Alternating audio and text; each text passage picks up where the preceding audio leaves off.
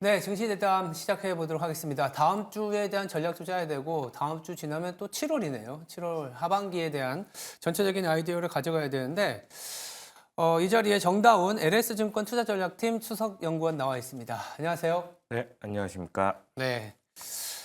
일단 먼저 첫 번째 물어보고 싶은 게 간밤에 미 증시가 특히 엔비디아가 고점에서 7%라는 엄청난 변동성을 보여줬습니다. 이 자체에 지금 시장에서 관심이 있는 게 딱 요 답이 있는 것 같아요. 언제까지 주도주가 더 올라갈 것이냐, 아니면 주도주가 아닌 좀 소외됐던 업종들이 올라갈 것이냐, 뭐 우려 요인은 뭐가 있느냐, 이런 게 다 뭐 어떻게 보면 결정체로 엔비디아가 간밤에 장중 변동성이 심했는데요. 한국과 미국 시장의 이런 기대 요인과 우려 요인들이 좀 각각 나눠져 있을 것 같은데 하나하나 좀 짚어볼 필요가 있을 것 같아요. 어떤 게 있을까요? 네, 저는 이제 미국 시장에서 가장 중요한 변수가 뭐냐라고 했을 때 말씀하신 대로 AI, 주도주라고 할 수 있는 AI 영역의 성장성이 어떻게 변화하느냐라는 부분인 것 같고 한국 시장에서 가장 중요한 변수는 뭐냐라고 했을 때 미 연준의 금리 인하가 언제 단행이 될 것이냐 이 부분이라고 좀 생각을 하고 있습니다. 음, 미국 시장에서 다행히 어제 같은 경우는 다우지수가 좀 올라와 주면서 엔비디아를 비롯한 반도체 종목들의 하락을 만회하는 모습을 보이기는 했습니다만 네. 시가총액 비중으로 보거나 아니면 이때까지 지수의 상승을 견인해온 AI의 역할을 생각해 본다라고 하면은 성장성, AI 성장성에 대한 우려가 불거진다 할 때 미국 시장에 대한 상승 탄력 내지는 일부 상승폭을 반납하는 그림까지 조금은 염두에 둬야 되는 상황이지 않을까라고 생각을 하고 있어서 AI 쪽이 좀 중요하다라고 생각을 하고 있고 예. 좀 첨언을 해서 말씀을 드리면은 엔비디아가 좀 큰 폭으로 하락을 하면서 좀 충격이 좀 있는 부분인 것 같은데 네. 사실 XLK 리밸런싱에 대한 얘기가 있으면서 이 부분 때문에 엔비디아가 좋은 주가 흐름을 보일 거다라는 얘기가 있었던 상황이라서 그 충격이 사실은 조금 더 큰 것 같아요. 근데 주가가 이렇게 많이 오른 상태에서 물론 변동폭이 크기는 했습니다만 이런 식의 변동성이 발생하는 그림은 충분히 좀 발생할 수 있는 부분이고 다만 보다 중요한 거는 성장성에 훼손이 되는 모습들이 있을 것이냐라는 부분인데 다행히 제 생각으로는 아직까지는 그런 모습은 없어 보인다라고 좀 말씀을 드리고 있고 오히려 애플같이 챗GPT를 디바이스에 도입을 하는 그림들이 있는데 이런 그림들이 어떻게 보면은 AI 자체만으로 뭔가 수익화하는 모습들을 약간은 우회해서 보여주는 게 아닌가라고 생각을 하고 있어서 저는 AI 쪽에 대해서 아직은 그렇게 부러질 만한 시기는 아니지 않을까라고 좀 생각을 하고 있고요. 네. 한국에 대해서 좀 말씀을 드려보면 미 연준의 금리 인하에 대한 얘기를 좀 드렸는데 한국 같은 경우는 대표적으로 재화를 수출해서 해외에서 발생하는 수요로 기업이라든지 아니면은 국가 자체의 산업 구조가 굴러가는 그런 구조를 가지고 있습니다. 그렇기 때문에 글로벌 수요라는 부분이 중요하고 이 수요에 대해서 자극할 수 있는 부분이 금리를 인하함으로써 수요를 조금은 회복시켜 나갈 수 있는 그런 그림이기 때문에 한국 시장에 있어서는 금리 인하에 대한 부분이 상당히 좀 중요하다라고 좀 말씀을 드리고 있고 더불어서 주식시장 관점에서도 좀 살펴본다 했을 때 금리 인하에 대한 기대감이 불거진다라고 한다면은 달러가 어느 정도 약세를 보일 수 있습니다. 그러면은 기존의 미국 자산, 달러 자산 중심으로 금융시장에 자금이 쏠리던 그림이 약간은 되돌려질 수 있는 그림이기 때문에 그런 면에서 사실은 달러를 좌지우지할 수 있는 통화 정책이 좀 중요하다라고 좀 말씀을 드리고 있고 개인적으로는 연준의 금리 인하가 상당히 좀 느린 속도로 진행되거나 혹은 미세 조정을 이어나가는 그림이지 않을까라고 좀 추측을 하고 있습니다. 네.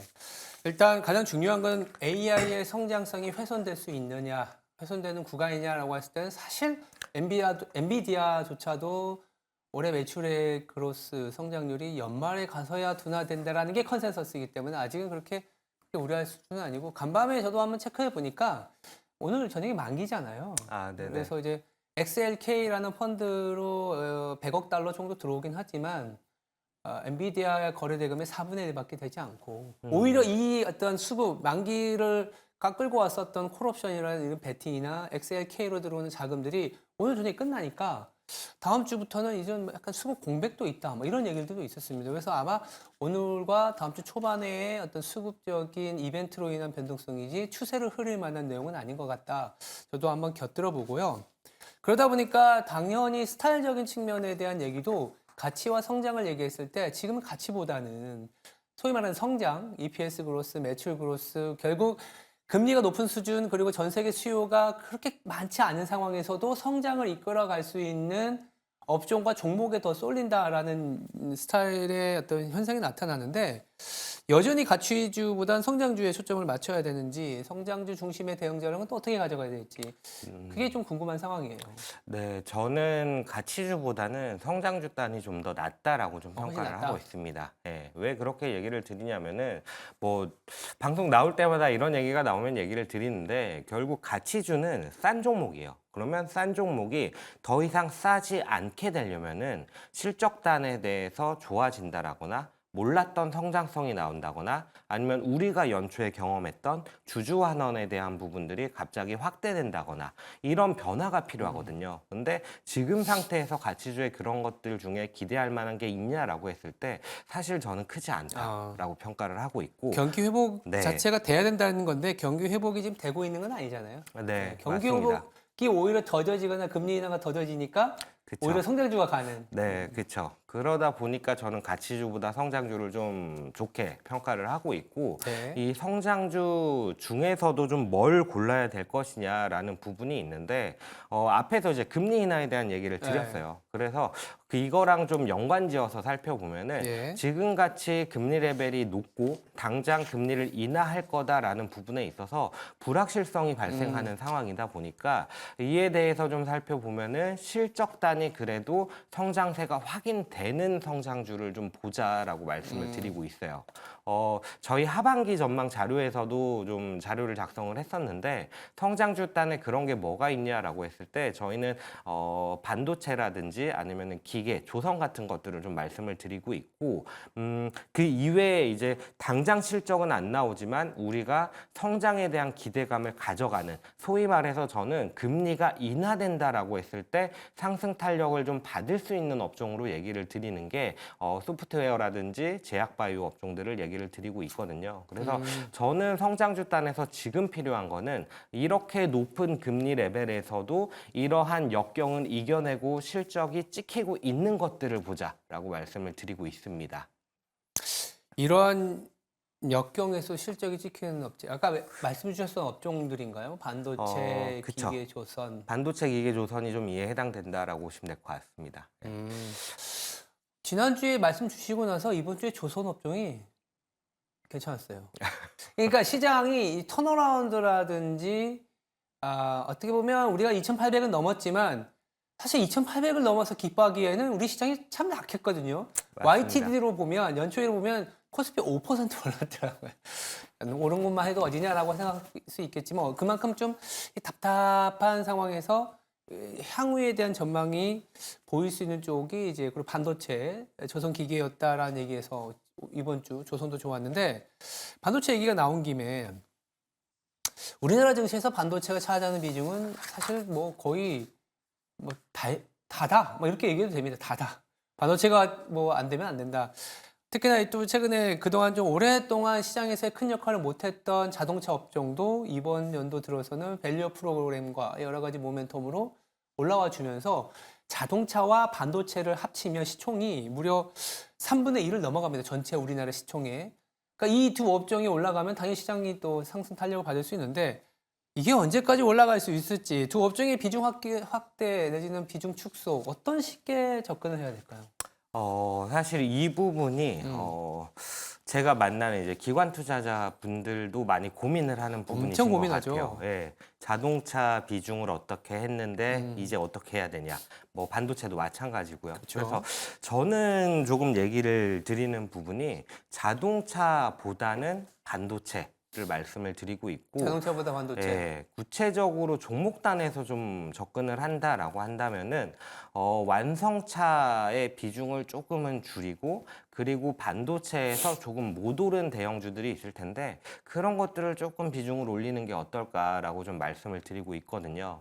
그러면은 왜 그런 생각을 하냐라고 했을 때 자동차와 반도체가 서로 주가가 같이 많이 올라온 건 맞습니다. 근데 올라온 근거가 좀 다릅니다. 자동차 같은 경우는 실적단이 꺾일 줄 알았는데 생각보다는 견조하다. 그리고 그 견조한 실적을 가지고 주주환원을 확대해 나갈 것이다 라는 얘기거든요. 근데 이 견조하다라는 부분이 꺾일 줄 알았던 게 생각보다 덜 꺾인다라는 얘기지 그렇다고 실적이 성장해 나간다라고 얘기하기는 어려워요. 거기에 더불어서 주주환원에 대한 기대감도 뭐 정확히 얼마나 주가가 반영하고 있는지는 가늠하기가 쉽지 않은 부분이 있기는 합니다만 지금과 같이 높은 주가 레벨까지 올라왔다라는 거는 주주환원에 대한 기대감, 확대에 대한 기대감도 어느 정도는 시장에서 반영을 하고 있는 게 아닌가라고 좀 생각을 하고 있거든요. 그런데 반도체 같은 경우는 일단 2023년에 실적이 대표적으로 망가졌던 게 반도체 업종이고 그런 부분들의 골이 깊었던 상황에서 AI로 인한 성장성이 부각이 되면서 24년도에 폭발적인 이익 성장을 기대하고 있는 업종이라는 말이죠. 그만큼 실적의 상단이 아직도 열려 있다라고 얘기를 드리고 있어요. 물론 저희는 조금은 부정적으로 바라보고 있기는 합니다만 만약에 하반기에 뭐 재화에 대한 수요가 일부 개선된다거나 혹은 제가 말씀드렸던 대로 금리 인하에 대한 부분이 조금 더 시장에 적극적으로 반영이 된다라고 했을 때 IT 내에서도 IT 소비자 쪽에 대한 기대감이 원래 없던 상황에서 발생을 할 수 있는 상황이거든요. 그러다 보니까 저는 실적단이 열려 있는 반도체 쪽이 낫지 않을까라고 좀 생각을 하고 있고 그렇다라고 한다면은 아무래도 제가 만나는 기관 투자자들은 BM 펀드의 포트폴리오 매니저인 경우들이 많다 보니까 무언가를 줄이고 무언가를 높이는 그런 전략을 취하는 경우가 많은데 지금과 같은 상황에서는 완성차를 일부 좀 줄이고 반도체의 대형주 조금 덜 오른 것들을 좀 살펴보는 게 어떨까 이렇게 좀 말씀을 드리고 있습니다. 그러니까 지수의 추세는 외국인이 만들고 종목의 수익률은 기관이 만든다고는 하는데 아마 기관 투자자분들이 고민하고 있는 거는 자동차와 반도체의 비중이 이렇게 높아지는 상황에서 시장에서 어떻게 소위 말하는 알파를 낼까에 대한 고민을 할 것 같고 일단 자동차 뭐 나쁘진 않습니다만 이게 지금 보면 미국이 또 전기차라든지 이런 자동차 판매량이 좀 둔화되는 사이클이기 때문에 오히려 실적만 놓고 보면 반도체가 나은 것 같고 하이닉스를 사기에는 좀 부담스럽다 그러면 오히려 전자를 사자 이런 얘기였고 그렇죠. 전자가 사실 못 갔던 이유가 HBM과 네, 맞습니다. 레거시 제품인데 미국 내에서 보면 AI 기기들이 팔리는 부분에서 HBM 더불어서 레거시의 제품들도 가격이 올라갈 수 있기 때문에 하이닉스하고 삼성전자로 조금 더 자동차의 비중을 덜어서 가자 이렇게 정리를 하면 네. 되지 않을까. 종목 얘기를 해도 되는 건가요? 상관없습니다. 삼성전자 같은 경우에는 시장이잖아요. 그렇죠. 여기서 그렇게 저희가 보면, 삼성전자 사라고 했는데 올라갔다. 그럼 저희 여기서 계속 뭐 해야 되나요? 제 생각에는 그러니까 사실 덜 오른 반도체 대형주 전자 얘기한 거고요. 그래서 전자 네, 얘기지 않을까요? 전자 얘기 맞습니다. 네. 그리고 또 2분기 실적에 대해서 저는 사실 약간 의구심이 있었는데 그래도 조금은 낫지 않을까라는 기대감이 있는 게 마이크론이 다음 주 실적 발표하잖아요. 화요일인가요? 네, 그런 부분에 있어서 컨센서스가 좀 올라오는 부분들 그리고 목표 주가 상향되는 부분들이 나타나고 간밤에도 있어서 네. 좀 번듯성을 보이긴 했지만 이틀 전에는 또 월가에서 마이크론에 대한 TP를 좀 올리기도 그렇죠. 하고 네. 그런 부분이 있다 보니까 저는 반도체 실적이 그래도 뭐 견조하지 않을까 이렇게 좀 기대를 하고 있습니다. 어쨌든 반도체가 잘 버텨줘야 시장이 뭐 사실은 또 가는 거기 때문에 지금 수준에서 반도체에 대한 고민을 만약에 자동차와 반도체다 둘을 선택하라는 뭐 아빠가 좋냐 엄마가 좋냐라는 상황이게 되면 그래도 반도체에 대한 판단이지 않겠냐라는 얘기를 좀 주셨습니다. 자, 그러면 이제 그 다음 질문이 뭐냐면 이렇게 반도체와 자동차가 시장을 버티고 있는 현상 중에 하나인데 대형주는 좋은데 중소형주는 사실 별로라는 얘기를 할 수밖에 없고 어제도 보면 코스닥을 중심으로 한 아니면 어제뿐만이 아니고 거의 연초 이후에 지금까지 사실 중소형주가 그렇게 크게 부각을 받지 못하고 있습니다. 언제쯤 기회가 올 수 있을지. 네. 약간 분리해서 볼 부분은 한국 시장에서 대형주 그리고 중소형주라고 얘기를 하면은 일반적으로 이제 코스닥을 얘기를 하는 경우들이 많죠. 직관적으로는 네. 많은데 실질적으로 구분되는 것들을 살펴보면 시가총액 1위에서 100위까지를 일단 대형주라고 얘기를 드리고 101위부터 그 이하의 종목들을 이제 중소형주라고 얘기를 드리고 코스닥 같은 경우는 소형주 쪽이라고 좀 보시는 게 좀 더 맞을 것 같아요. 어쨌든 이런 얘기를 드리는 이유가 뭐냐면은 사실 중소형주가 올라왔다라는 얘기를 좀 드리고 싶은 건데 음식료라든지 뭐 화장품이라든지 이런 것들이 사실은 중소형주 단에 해당이 되는 업종들이라서 그렇게 본다라고 한다면은 대형주 뭐 삼성전자, 하이닉스, 현대차 이런 것들이 약간은 슬로우한 타이밍에서 중소형주가 올라서는 모습들이 왕왕 발생을 했다라고 좀 말씀을 드리고 있는 건데 다만 그럼에도 불구하고 좀 말씀을 드리고 싶은 부분 왜 그러면은 대형주 대비해서 중소형주가 약한 모습을 계속 보이느냐 한국이랑 미국이랑 좀 동일하게 나타나는 모습인데 사실 한국 같은 경우 중소형주는 경기가 약간은 안 좋을 때 대안으로서 중소형주를 찾게 되고 미국 같은 경우는 반대로 경기가 좋을 때 중소형주가 쭉쭉 치고 나가는 그런 모습을 보이거든요. 근데 올해 같은 경우는 공통적으로 한국이나 미국이나 똑같이 중소형주가 약한 모습을 보였습니다.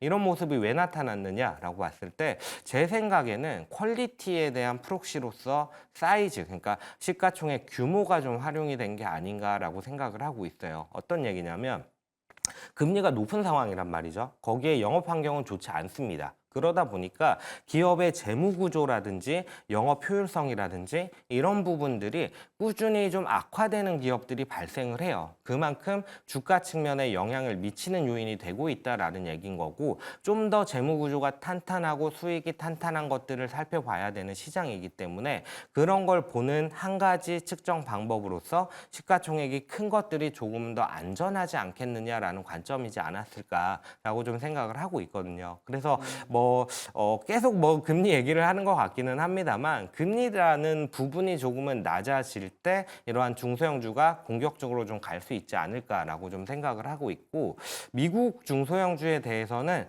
조금 관전 포인트로 잡아야 될 게 뭐냐라고 했을 때 이제 다음 달 뭐 한 2주 정도가 남은 것 같은데 2주 뒤면 실적 시즌이 시작이 되잖아요. 그렇죠. 실적 시즌이 시작이 되는데 이 실적 시즌에서 지난 1분기가 러셀 2000 합산 실적으로 봤을 때 실적 저점으로 예상이 됐었거든요. 그래서 2분기에 만약 그런 부분들이 확인이 된다라고 한다면은 금리 인하에 대한 기대가 당장 부각되지 않는다 할지라도 러셀 2000이 조금은 강한 모습을 기대해 볼 수 있지 않을까라고 좀 기대 내지는 좀 희망해 보고 있습니다. 네.